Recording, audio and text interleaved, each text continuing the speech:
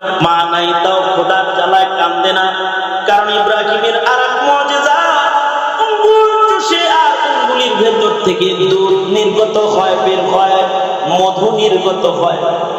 আল্লাহ তাআলা তার খলিলকে বড় করলেন।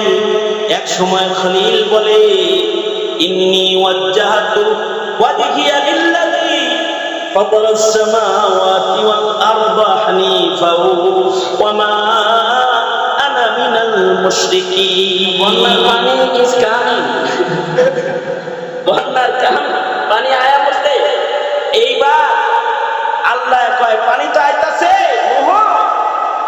সব মরে গেলে তো দুনিয়া খালি হয়ে যাব। যারা বাবার আদর্শের সৈনিক, আদমের আদর্শের সৈনিক, তোমরা যারা একাত্মবাদের সৈনিক রয়েছ, একটি নৌকা বানাও, তারা নৌকায় উঠে যাও। তো আল্লাহর নির্দেশে দ্বিতীয় আদম, আমাদের দ্বিতীয় পিতা, মানব জাতির নসলি 2 নম্বর পিতা। 1 নম্বর নসলি পিতা আদম, 2 নম্বর নসলি পিতা নূহ। কারণ নূহ আলাইহিস সালাতু ওয়াস সালামেরই 4 সন্তানের ভেতরে 3 সন্তানের ঔরসে 80 জন মানুষ, 40 জন পুরুষ, 40 জন নারী, যারা কালেমাওয়ালা, শুধুই মাত্র তাদেরকে নিয়ে পয়গম্বর নূহ নৌকায় আরোহণ করলেন, আর মহাপ্লাবনে সারা দুনিয়া পানির নিচে চলে গেল। এর ভেতরে নূহ আলাইহিস সালামের ঔরসের 1 সন্তান, এটা আর পিতার আদর্শে এলো না। সে তাওহীদ ও একাত্মবাদ গ্রহণ করবে না, আল্লাহর বন্যার পানি দেখে ভয় পায় না। সে তৎকালীন সময়ের সর্বোচ্চ উঁচু পাহাড়, এইটা চূড়ায় উঠে পড়ছে, বন্যার পানি যেন তাকে স্পর্শ করতে না পারে, এই কারণে সে পাহাড়ের চূড়ায় উঠে পড়েছে। বড় বড় শক্তিশালী কদমে হেঁটে হেঁটে যখন পাহাড় চূড়ার দিকে যায়, পয়গম্বর সন্তানকে ডেকে বলে, সন্তান যাস না, বাপের নাই আয়। দেখেন আল্লাহ তাআলা বলতেছেন, যেটা একাত্মবাদ গ্রহণ করে না, যেটা তোমার রবের বিধান মানে না, ওইটা তোমার সন্তান না। লাইসা মিন আহলিক, এই সন্তান তোমার বংশের সন্তান নাই, তোমার আহার হিসেবে আমি তাকে কই নিই নাই। যে কয়টা কালিমাওয়ালা, ওই কয়টা তুমি বাবার সন্তান। আর যেটা কালিমা মানে না, যারা এক আল্লাহর গোলামি করে না, ওইটা তোমার সন্তান না। এটা হলো দুনিয়ার সব মুমিনদের জন্য শিক্ষা। তোমার ঔরসেও যদি সন্তান হয় 5টা, যে 2টা নেককার, এই 2টা তোমার সন্তান। যে 3টা আসাদুল মার্কা, নাস্তিক মার্কা, বেঈমান মার্কা, লাইসা মিন আহলিক, এগুলো তোমার আহাল না, এগুলো তোমার সন্তান না। কারণ এগুলো ময়দানে মাহশরে তোমার উপকার হবে না। কিন্তু তোমার যে সন্তানরা আদম, নূহ, ইব্রাহিমের অনুসারী, তোমার যে সন্তানটা একাত্মবাদের সৈনিক, তোমার যে সন্তান পূর্বপুরুষদের রেখে যাওয়া কোরআন সুন্নাহর আমানতের উপরে মুস্তাকিম, তোমার যে সন্তান আল্লাহর গোলাম, এটা তোমার এমন সন্তান, এই একটা নেক সন্তানের কারণে মা বাবার ভয়কে আল্লাহ তাআলা পুরস্কার দান করবেন। একজন হাফেজে কোরআন সন্তানের পুরস্কার হিসেবে তাদের বাবা মাকে ময়দানে মাহশরে আল্লাহ তাআলা নূরের মুকুট পরানোর ইন্তজাম করে, অনুষ্ঠান করে তাদের মাথায় নূরের তাজ পরাবেন। আল্লাহর রাসূল বলেছেন, এই বাবাদের মায়েদের মাথার নূরের তাজের আলো সূর্যের আলোর চেয়ে অনেক জ্যোতির্ময় হবে।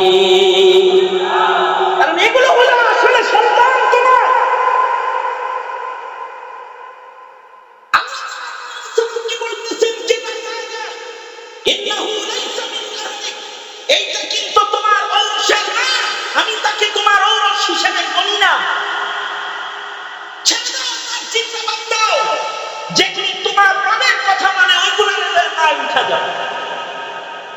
এই নূহ আলাইহিস সালাম আল্লাহর নির্দেশে 40 জন পুরুষ আর 40 জন নারীকে নিয়ে নৌকায় আরোহণ করলেন। মহাপ্লাবন হলো, সারা দুনিয়া তছনছ হয়ে গেল। বলা হয় এই মুহররমের 10 তারিখে এই নৌকা তীরে ভিড়ল। এই মুহররমের 10-এ নৌকা তীরে ভিড়ল। ঐতিহাসিকদের, ইতিহাস বর্ণনাকারীদের কোন কোন বক্তব্য এরকম এসেছে, এই 40 জন নারী আর পুরুষ দিয়ে এই পৃথিবী সেকেন্ড টাইম আবার হলো, মানুষ জন্ম শুরু হলো, পৃথিবীতে আবার ইমানদারদের রাজ কায়েম হলো। কিন্তু যেহেতু নূহ নবী থেকে ইব্রাহিম পর্যন্ত মশহুর তেমন বড় কোন পয়গম্বরের নাম ইতিহাসে আসে না। মানুষগুলো দাওয়াত শূন্যতায় আবার পুরান জায়গায় ফিরে গেল। দাওয়াত নাই তো, দাওয়াত বন্ধ করা। দাওয়াত বন্ধ করলে একাত্মবাদ বিদায় নেয়, দাওয়াত বন্ধ হয়ে গেলে ইবাদত বিদায় নেয়, নবীদের আদেশ বন্ধ হয়ে গেলে দ্বীন বিদায় নেয়। ওই যে বছর করে নবীর আগমন নাই, দাওয়াত বন্ধ, এবার আবার সব পুরান জায়গায় ফিরে গেল। যে এবার সারা দুনিয়াতে একজন মানুষ আল্লাহ বলতে বলা নাই, এমন পরিবেশ কায়েম হয়ে গেল। আর সব কাফেরের লিডার হয়ে গেল নমরুদ। সারা দুনিয়া তখন নমরুদ কন্ট্রোল করে, সারা দুনিয়ার বাদশা।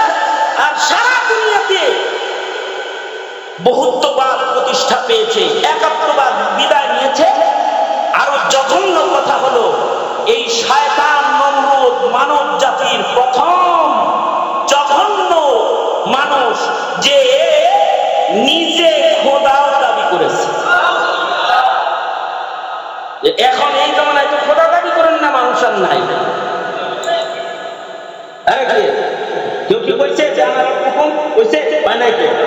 কিন্তু ওই সময় কিন্তু নমরুদ বলে ফেলছে আমি তোমাদের রব। নাউজুবিল্লাহ।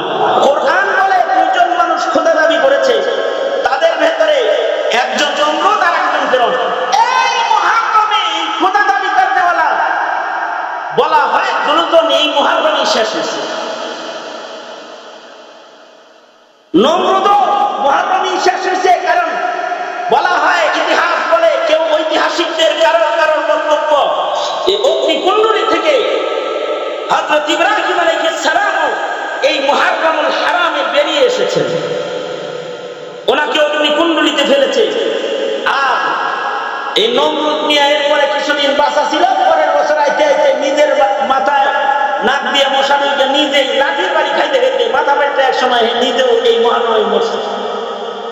এই পৃথিবী খোদা দাবিদার জালেম থেকে মুহররমে মুক্তি পেয়েছে।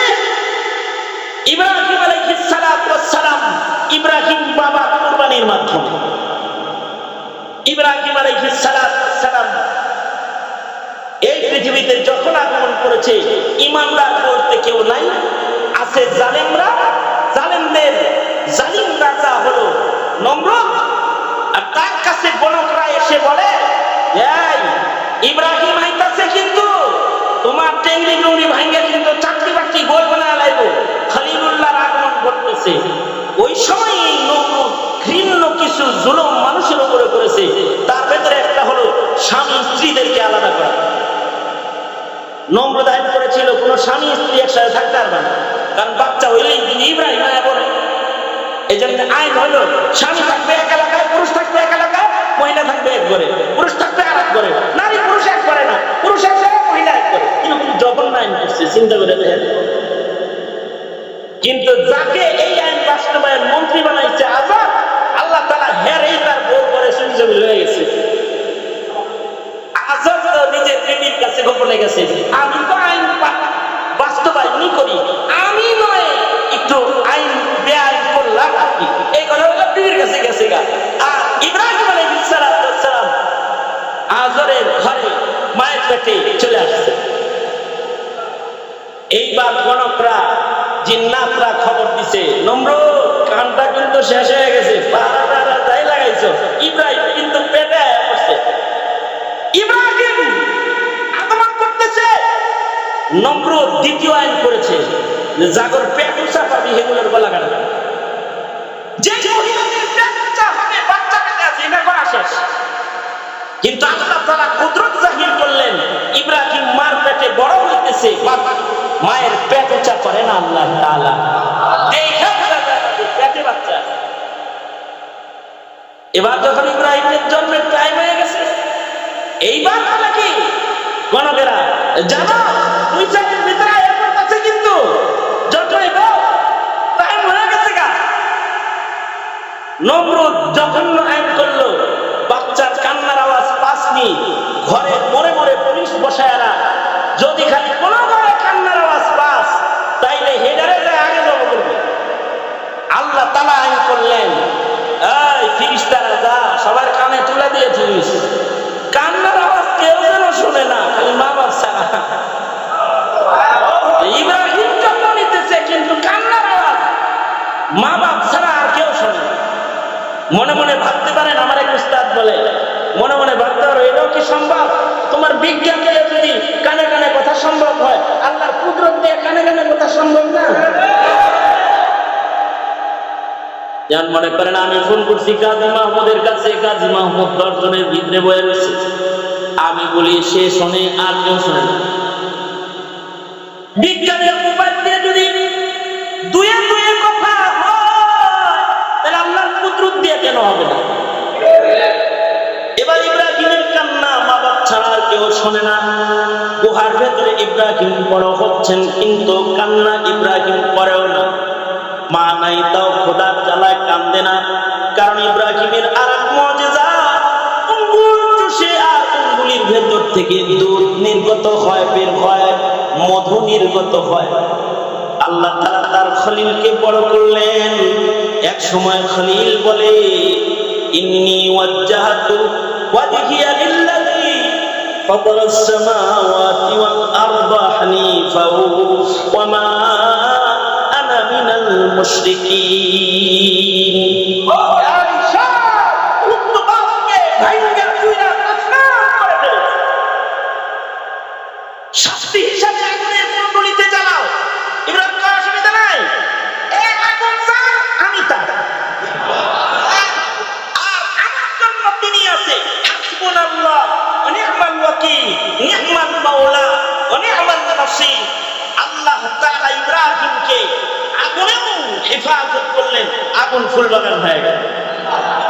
এখন ইব্রাহিমও এবার বাপ হিসাবে সন্তানদের ওই চিন্তা শুরু করলেন, যে চিন্তা বাবা আদম করছে। ইব্রাহিমকে বলে, ইব্রাহিম যাও, নমরুদটা শেষ হয়েছে, এখানে তোমার আর দরকার নাই, তুমি যাও, বাবা আদম যেখানে কাম করছে এখানে চলে যাও।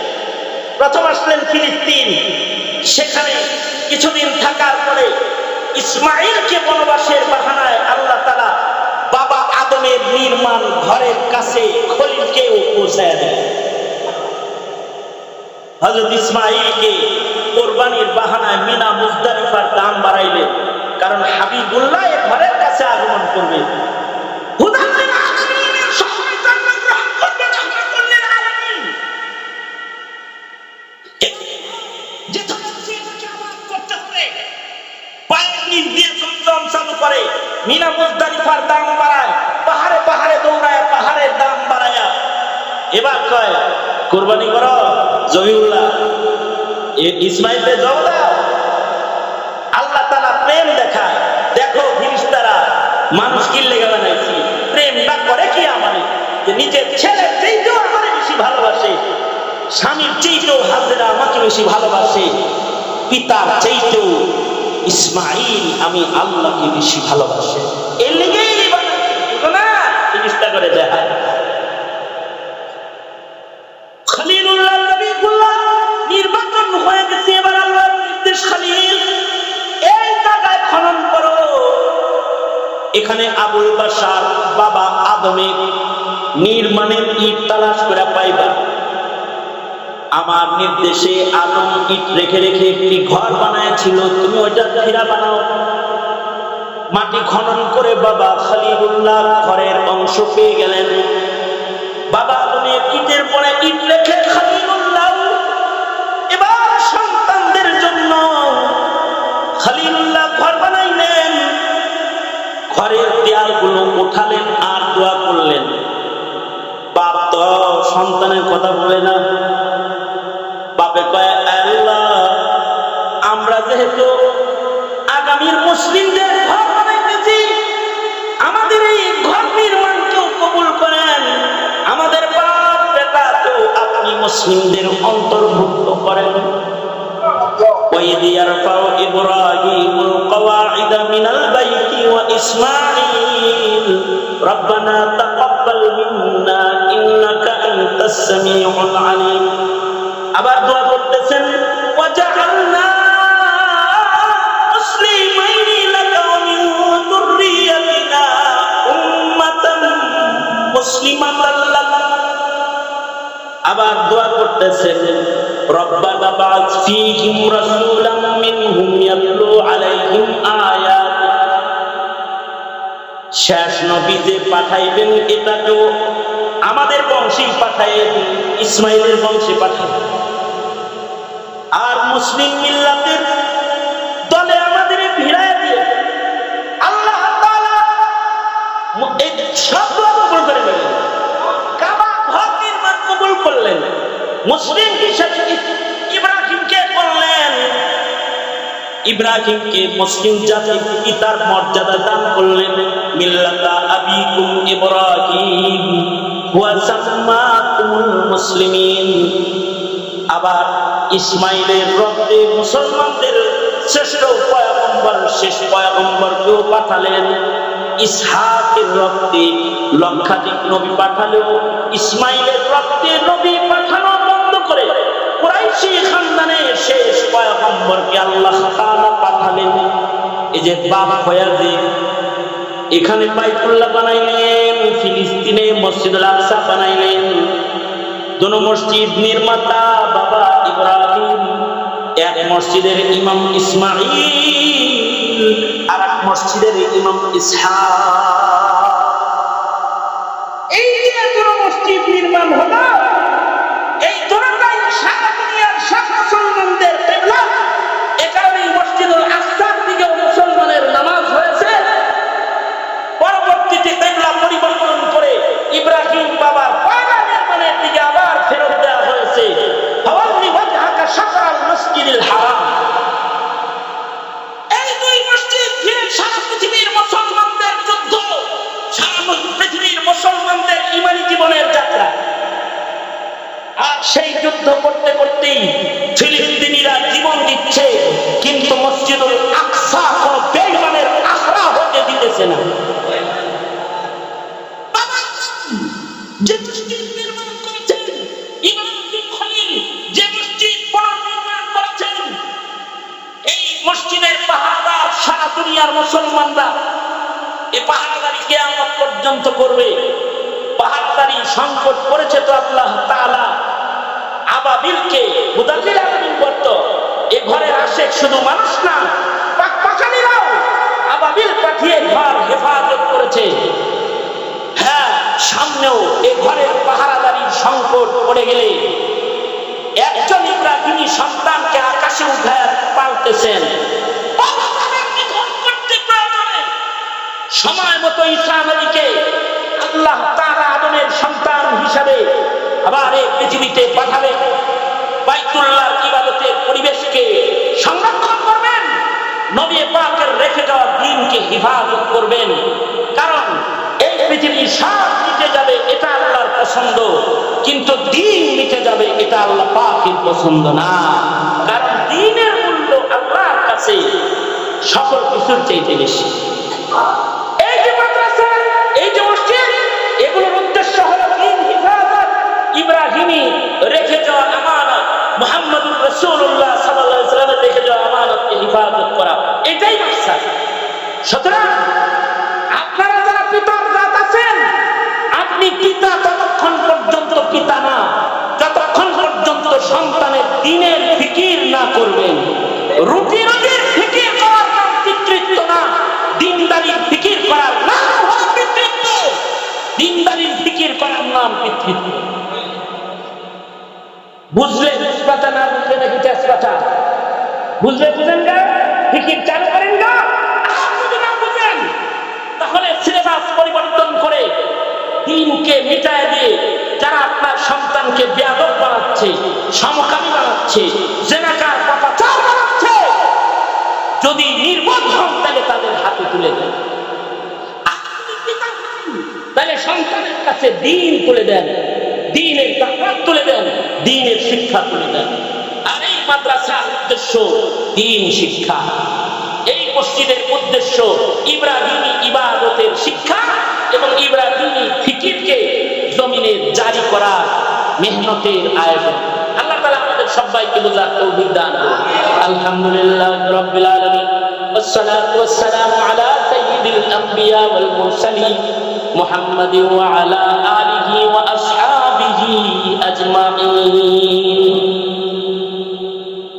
রব্বুল আলামিন, দুপুর থেকে শুরু করে তোমার বান্দারা প্রচন্ড গরমের ভেতরে বসে কথা শুনেছে। একেবারে সবার শেষ ভাগে গোলাম বসে কিছু কথা বলেছি। পিতৃত্বের হক কেমনে আদায় করবে, আবু আজদার আকাবি পয়গম্বরদের কথা তোমার বান্দাদের কানে পৌঁছে দিয়ে পিতৃত্বের আফকারকে তোমার বান্দাদের সামনে তুলে ধরেছি। রব্বুল আলামিন ভিক্ষুকের মতো দুইটা হাত বাড়াইছে, জিন্দেগীর সব গুনাহ মাফ করে দাও। ইয়া আল্লাহ, মজমাকে কবুল করে নাও। হাজিরিনতে যারা তাদেরকে জাযায়ে খায়ের দাও। উলামা হাজরাত যারা দূর দারাজ থেকে এসে লম্বা সময়ের ইন্তজার করেছে, ইয়া আল্লাহ তাদেরকে নিয়ামাল বদল দাও। যে সকল যুবকরা বসে রয়েছে ওদের দ্বীন জিন্দার সৈনিক হিসেবে ওদের কবুল মঞ্জুর করে নাও। পর্দার আড়ালের মা বোনদের হযরত ফাতেমা খাদিজা বানায়া দাও। মজমাকে কবুল করে নাও। পায়া তাকমিল পর্যন্ত এই মাদ্রাসা, ইয়া আল্লাহ ইফতা বিভাগ সহকারে সকল বিভাগ মজুদ রয়েছে। ইয়া আল্লাহ এই মাদ্রাসা দিন দিন তারাক্কি দাও।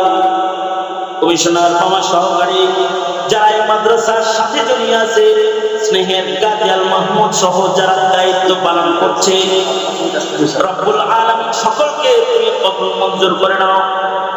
আর মাদ্রাসার জমিন আজকে রেজিস্ট্রি হয়েছে, ইয়া আল্লাহ কবুল করে নাও। ইয়া আল্লাহ মাদ্রাসার জমিন রেজিস্ট্রির পাশাপাশি আকাবিরদের আমল একটি ডালিম গাছ বসানো হয়েছে। ওই নকশাকে নকল করার আশায় দারুল দেওবন্দির সেই ডালিম তলার মেহনত যেন এখানে হয়, রব্বুল আলামিন তুমি কবুল মঞ্জুর করে নাও। আয় রব্বি কারীম, ইয়া আল্লাহ আমাদের সকলকে দ্বীনের নিসবত দাও। ইয়া আল্লাহ আমাদের মুরব্বী যারা কবরে চলে গেছে তাদের মাফ করে দাও। ইয়া আল্লাহ যারা অসুস্থ তাদের সুস্থ করে দাও। আমাদের সালাত সালাম প্যারা নবীর রওজায় আখারে পৌঁছায় দাও। যত কল্যাণ সব আমাদের দাও, অকল্যাণ আর অমঙ্গল হইতে আমাদেরকে বাঁচাও। ইয়া আল্লাহ রব্বুল আলামিন অত্র এলাকায় সুন্নতের হাওয়া চালু করে দাও। ফিলিস্তিনে মসজিদুল আকসাকে হিফাজত করো আল্লাহ রব্বুল আলামিন। ফিলিস্তিনের মজলুম মুসলমানদের জন্য মদদ পাঠায়া দাও। তাদের রক্তের পুরস্কার তুমি তাদের দিয়ে দাও আল্লাহ। সারা দুনিয়ার মুসলিমদের জন্য মদদ পাঠায়া দাও। আর কিসমের খায়ের ও বরকত শামিল হাল করে দাও। সুবহান রাব্বিকা রাব্বিল ইজ্জাতি আম্মা ইয়াসিফুনা ওয়া সালামুন আলাল মুরসালিন ওয়ালহামদুলিল্লাহি রাব্বিল আলামিন। আসসালামু আলাইকুম ওয়া রাহমাতুল্লাহি ওয়া বারাকাতুহু।